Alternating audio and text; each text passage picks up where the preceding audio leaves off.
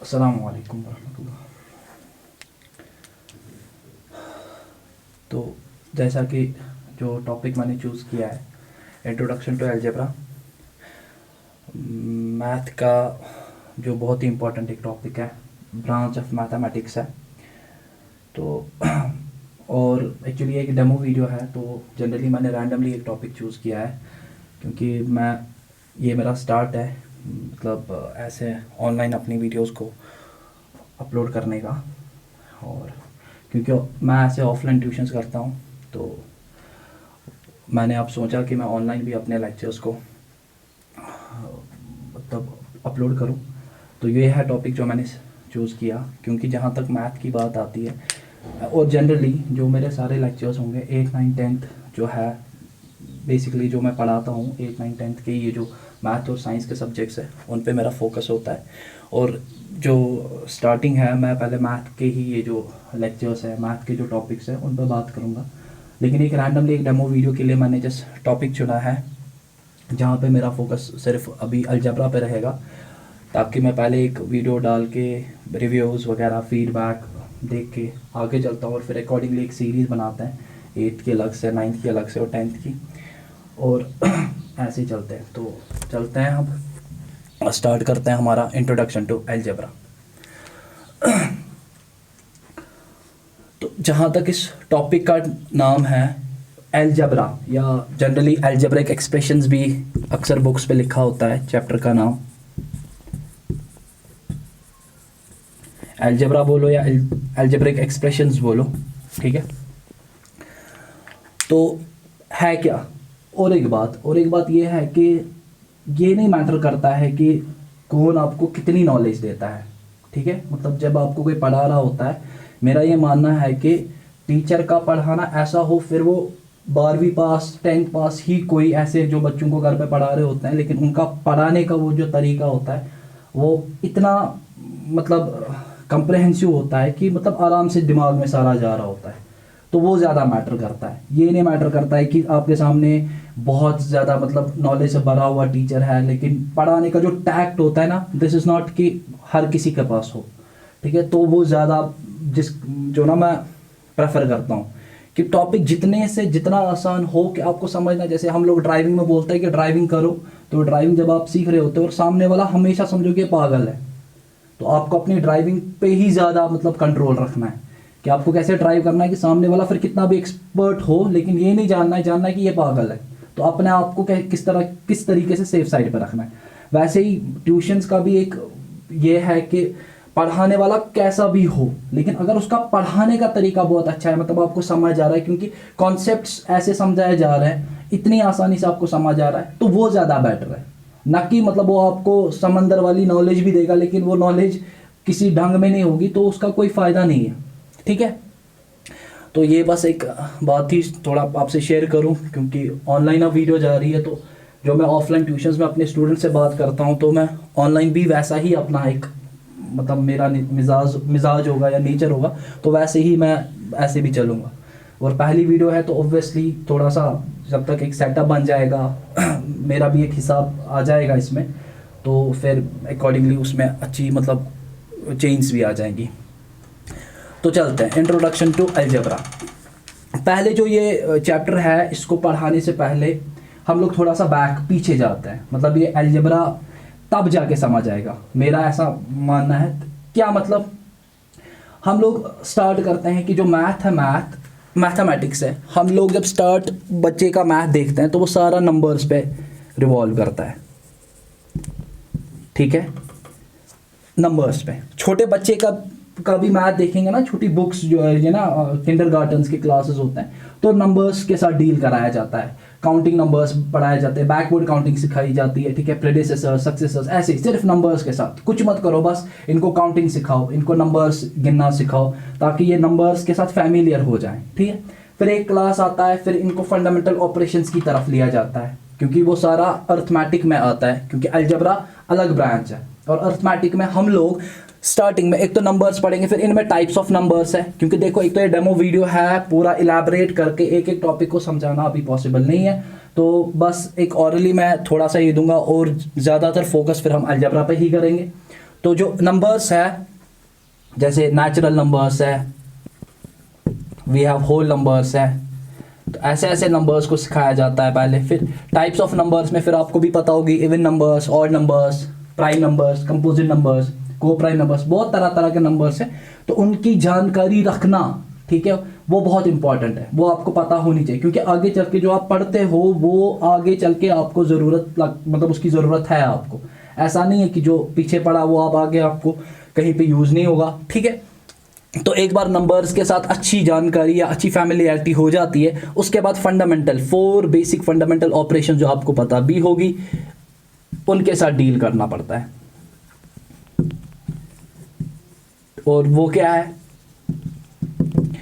एक तो है एडिशन, अब मैं शॉर्टकट में सब्ट्रैक्शन, मल्टीप्लिकेशन एंड डिवीजन, ठीक है। अब एक साथ भी नहीं कर सकते हैं, क्योंकि एकदम से कहाँ से बच्चे को पहले फर्स्ट क्लास में खाली एडिशन पे कराया जाता है, फिर कैरी सिखाना मतलब उसको सिखाते कैरी कैसे करना होता है, फिर सब्ट्रैक्शन में ऐसे सिमिलर मेथड्स कराया जाता है, 2 डिजिट 3 डिजिट नंबर्स का सब्ट्रैक्शन, एडिशन, मल्टीप्लिकेशन ऐसे होता है। और कुछ सालों तक 3rd तक 4th तक ऐसा ही चलता है, क्योंकि जैसा मुझे पता है, क्योंकि ये स्टेप बाय स्टेप होता है, एकदम से सारा कुछ नहीं होता है। फिर डिवीजन, तो जब एक अच्छी महारत उस बच्चे को इन 4 फंडामेंटल ऑपरेशंस में हासिल होती है, लेकिन पर्टिकुलरली ऑन नंबर्स के बगैर उसको कुछ नहीं कराया जाएगा। क्योंकि मुझे एक टाइम याद है कि एक बार क्या हुआ था कि मतलब छोटा सा बच्चा मान लो 3rd में या 2nd में पढ़ता है, तो अगर वो अपने मैथ में वेरिएबल्स देखेगा, जो कि आपको पता है कि अलजेब्रा में मेनली हम लोग को वेरिएबल्स पढ़ने होते हैं। जैसे हमारे पास जो मोस्ट कॉमन 3 वेरिएबल्स है, x है, y है एंड z है।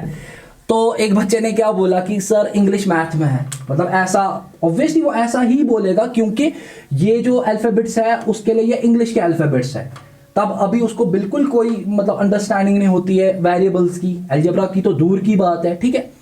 तो ये तो बाद की बात है। तो ये मैं क्यों बता रहा हूं, ताकि क्लियर हो जाए कि सबसे पहले ये सब का अच्छे से प्रॉपर्ली अंडरस्टैंडिंग डेवलप करना बहुत इंपॉर्टेंट बात है, तब जाके फिर वेरिएबल्स के साथ डील किया जा सकता है। अब इसमें खाली नंबर्स, क्योंकि आपको लग रहा है ये बेसिक है, लेकिन ये बेसिक नहीं है, क्योंकि इसमें फिर आगे चल के आपको इंटीजर्स के कॉन्सेप्ट समझ आने चाहिए। आपको पता होनी चाहिए कि इंटीजर्स के साथ प्लस माइनस कैसे करना है, मल्टीप्लिकेशन, डिवीजन उनके साथ कैसे करना है, फ्रैक्शंस आगे आती है, उसके बाद आपके रैशनल नंबर्स होते हैं, देन आपके इरैशनल नंबर्स होते हैं। तो उन सारे, क्योंकि सारे नंबर्स के ही साथ आएंगे, इनका वेरिएबल्स के साथ कोई ताल्लुक नहीं होगा। बाद में जब इनके साथ वेरिएबल्स जुड़ेंगे ना, तब जाके ये अलजेब्रा में कन्वर्ट हो जाता है, ये वाला मैथ आपका अरिथमेटिक मैथ। लेकिन जब तक ये रैशनल नंबर्स, इंटीजर्स, फ्रैक्शंस इनका ऐड करना, क्योंकि वहां पे मैंने क्या देखा है कि बच्चों को बहुत दिक्कत होती है, बहुत प्रॉब्लम अराइज होती है, क्योंकि एलसीएम कैसे निकाला जाता है, कैसे 2 फ्रैक्शंस को ऐड किया जाता है। मैं आपको एक एग्जांपल देता हूं ताकि आपकी समझ में भी आ जाए कि क्या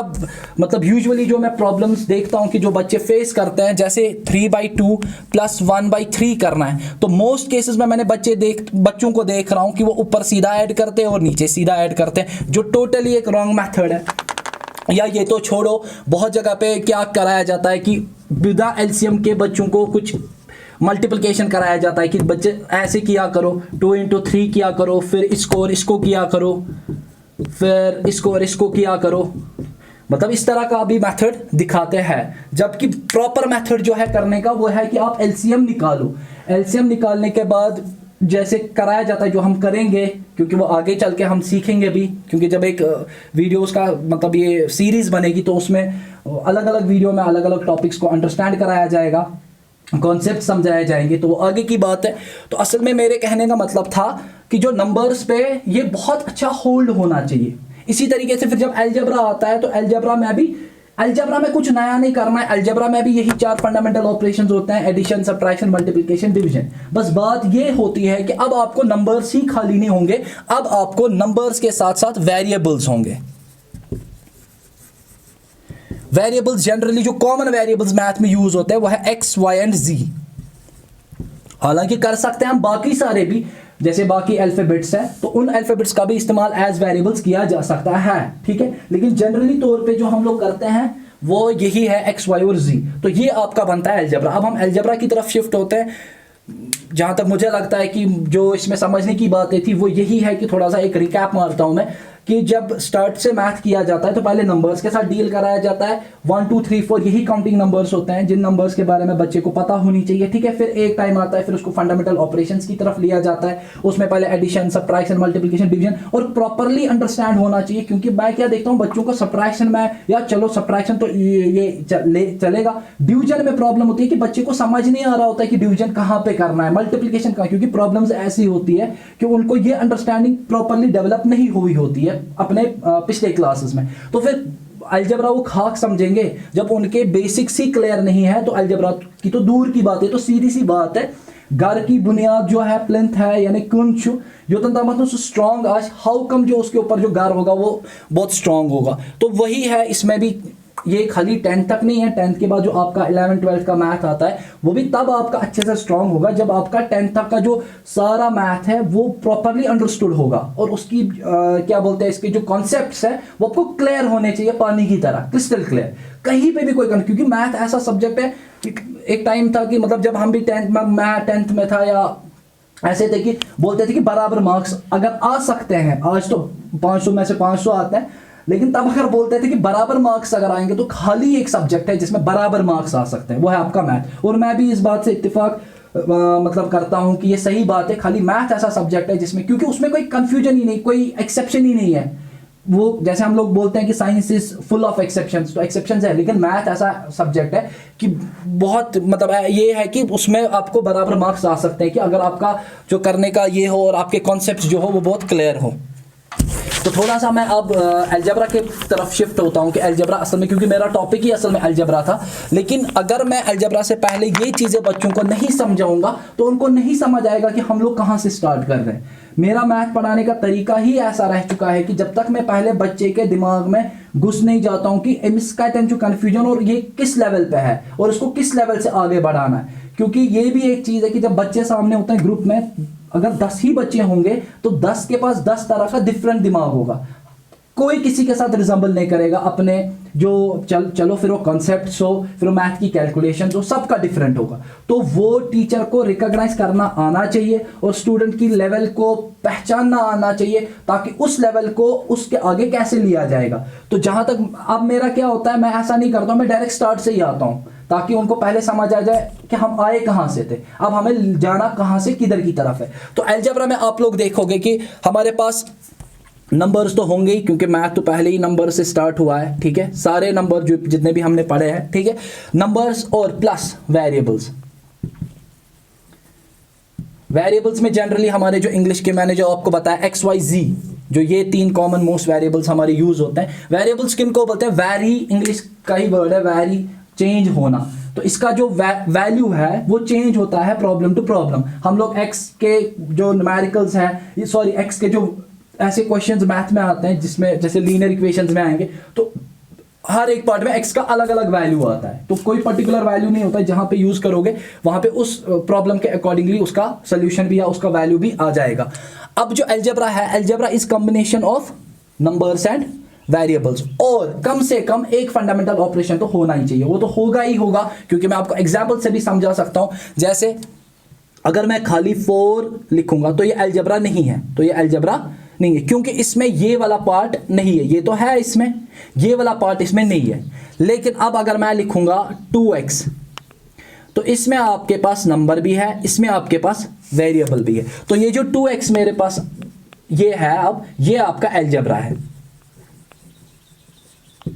ठीक है। और इनके बीच में रिलेशनशिप भी है, 2 और x के बीच में जो रिलेशन है वो 2 टाइम्स x बोला जाता है, तो ये 2 इंटू x होता है, या 2x x का भी नाम इसको आप देते हो। तो ये है आपका वो फंडामेंटल ऑपरेशन मल्टीप्लिकेशन का जो इनके बीच में है, क्योंकि फंडामेंटल ऑपरेशन तो होना ही होना चाहिए, fundamental operation number and variable, ठीक है, कोई भी फंडामेंटल ऑपरेशन, ठीक है। मैं एक और लिखता हूं x+2, ये भी आपका अलजेब्रा है, ठीक है, क्योंकि इसमें भी आपका वेरिएबल है, आपका नंबर है, ठीक है। तो अगर नंबर अलग से होगा तो उसको हम कभी कांस्टेंट भी कहते हैं। एक्चुअली एक डेमो वीडियो है तो मैं थोड़ा सा इसको तेज तेज भी जा रहा हूँ, जब अलग से इस पे एक सीरीज ऑफ लेक्चर्स मैं अब स्टार्ट करूंगा तो अलजेब्रा स्टार्ट से ही कैसे स्टेप बाय स्टेप हर एक मतलब अपनी अपनी वीडियो में अपने मतलब स्पेसिफिक टॉपिक होगा उसी टॉपिक पे बात करेंगे, उधर इधर शिफ्ट नहीं करेंगे, तो अकॉर्डिंगली वैसे ही आपको बात भी समझ आ जाएगी। ठीक है, तो ये है मेरा कांस्टेंट। जनरली क्योंकि वेरिएबल के बगैर है तो इसको कांस्टेंट कांस्टेंट कहते हैं। ये कांस्टेंट हम फिजिक्स में भी सुनते हैं। कांस्टेंट वो वैल्यू होता है जो फिक्स्ड है। ये टू है, ये कहीं पे भी आप बोलो, बाहर बोलो, कमरे के अंदर बोलो, जहां पे आपको इसका यूज करना है ये 2 ही रहेगा। ठीक है, और ये जो है ये आपका वेरिएबल है क्योंकि इसका नंबर चेंज हो, ये इसका वैल्यू चेंज होता है, सॉरी। और इसके साथ जो अपना नंबर है, क्योंकि नंबर तो होगा, ये कितने एक्स है, जनरली कितने एक्स है, ये 1 एक्स है। क्योंकि देखो ये कितने एक्स है, ये 2 एक्स है। ये कितने एक्स है, ये 3 एक्स है। तो ये कितने एक्स है, ये 1 एक्स है। तो इसमें है नंबर साथ, वो 1 है, लेकिन वो लिखा नहीं जाता है, 1 को अमेटी किया जाता है क्योंकि वो अंडरस्टूड है, ये 1x है। तो 1x + 2 ये भी आपका अलजेब्रा है।